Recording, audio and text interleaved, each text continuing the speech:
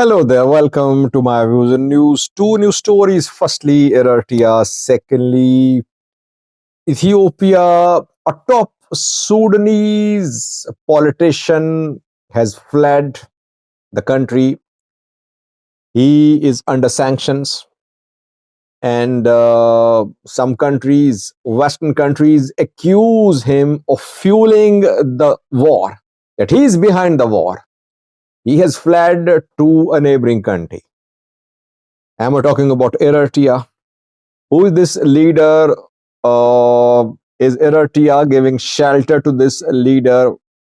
And what could be the consequences?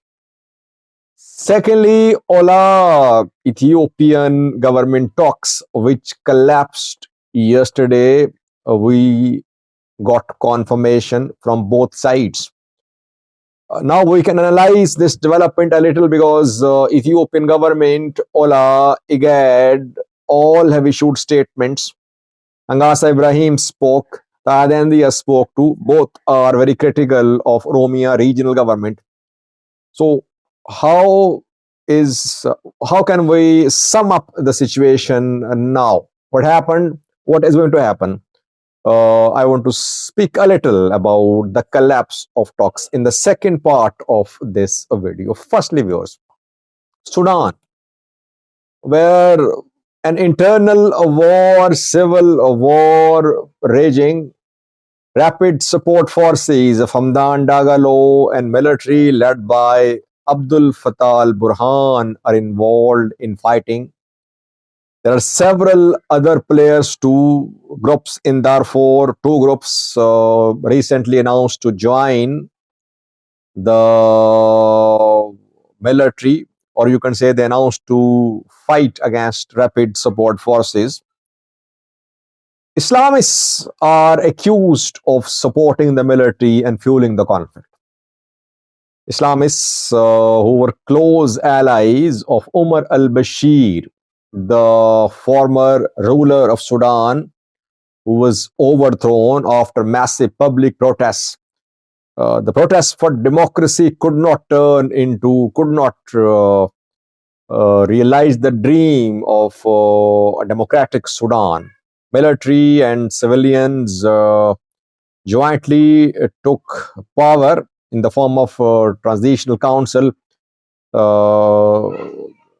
But we saw that Sudan is far from a real democracy. So, Ali Karti is a Sudanese politician. He worked as a foreign minister of Sudan from 2010 till 2015. Obviously, that was Umar al-Bashir era. He was very close to the ruler Umar al-Bashir. Umar al-Bashir had to go, and we saw that an interim setup was put in place around more than 4 years ago in Sudan. Ali Karti was accused that he wanted to obstruct the progress towards democratic Sudan, towards democratic reforms, that he worked for those groups which were part of Umar al-Bashir's government. When the war broke out in Sudan this year, after that,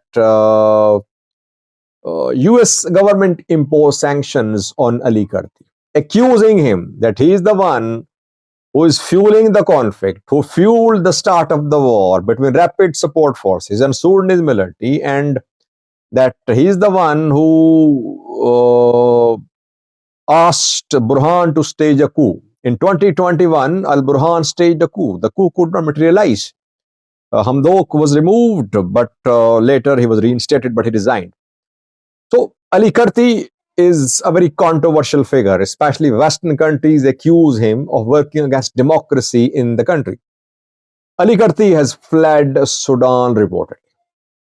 It is being reported by several sources that Ali Karti is in Eritrea. Eritrea is now becoming involved in this conflict. Eritrea is on Sudan's Burhan side. Al-Burhan visited Asmara a few months ago Then some groups from Darfur, Minawi, Jibril Ibrahim, and others, they also visited Asmara, held some meetings there. Since Ali Karti is under US sanctions, so it means that Eritrea suits him. Eritrea can protect him because Eritrea US relations not very good. Eritrea also remained under sanctions from US EU. What will US do? US Western countries, what will they do? If military if military takes over, if military defeats rapid support forces, obviously Ali Karti will return. But if rapid support forces expand and they manage to completely overthrow the military and they took control of entire Sudan, so Ali Karti won't return. He'll stay in Eritrea. Let's see what happens. No official confirmation, but Eritrea is known for hosting, for giving shelter to groups and people of neighboring countries. We saw that in the tussle between EPRDF and Eritrean government, Eritrea backed Ethiopian armed groups and vice versa. Now Eritrea is backing, giving shelter to Sudanese individual politician Ali Karti, it seems. Second, viewers, OLA Ethiopian government talks, which collapsed. Collapse was announced yesterday. Now, what is the official position of Ethiopian government? What is OLA saying? What are some people from Oromia saying? What is IGAD's position? Firstly, government accused OLA yesterday when we heard from Ridwan Hussain, who used three terms, who said OLA adopted obstructive approach. OLA's demands were unrealistic demands, and that the demands were not doable. So he used these terms, portraying OLA, that OLA was not open for discussions and it was not interested in a peace deal. Then came the response from the Oromo Liberation Army. OLA accused the government. OLA said that a historical opportunity has been lost, saying the government wants a bilateral agreement. OLA government agreement. Government does not want the involvement of other parties too. By the parties, I mean opposition parties of Oromia, OLF, OFC, etc.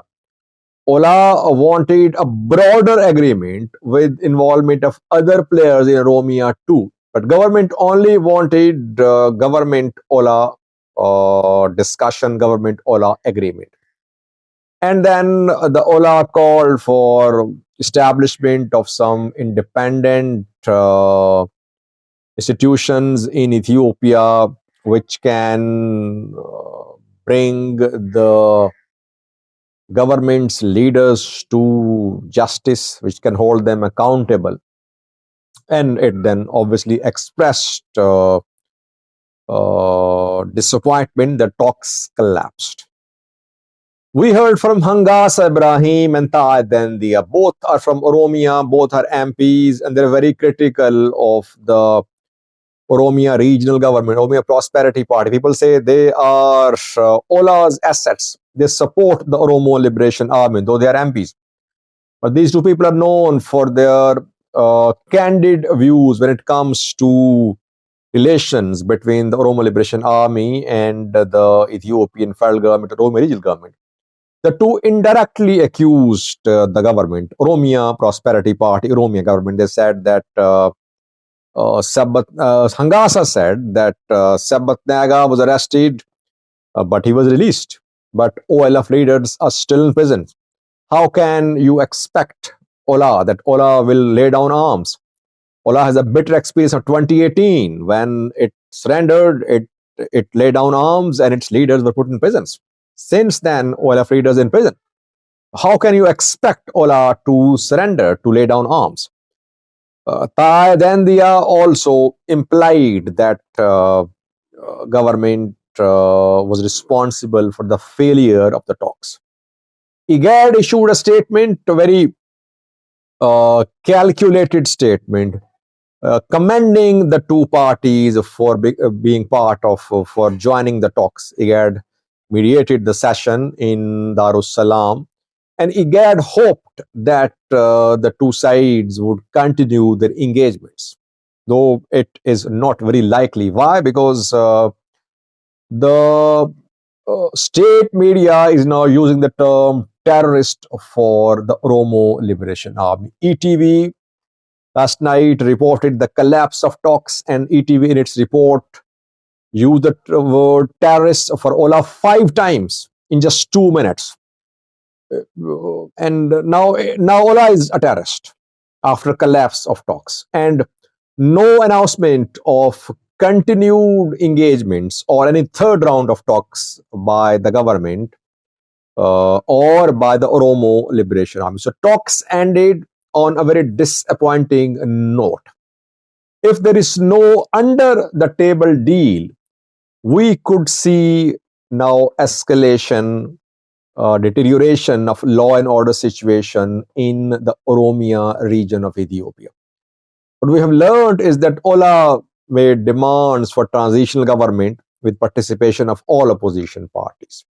OLA demanded right to self-determination. It opposed immediate complete disarmament.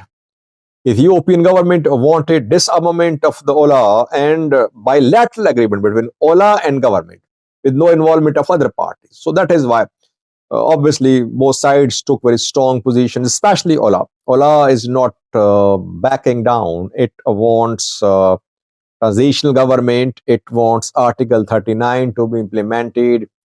It wants to stay armed until it is dead sure that now deal is being implemented and its people are not in danger.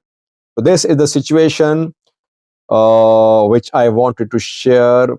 I think prospects of peace in Oromia are very dim now.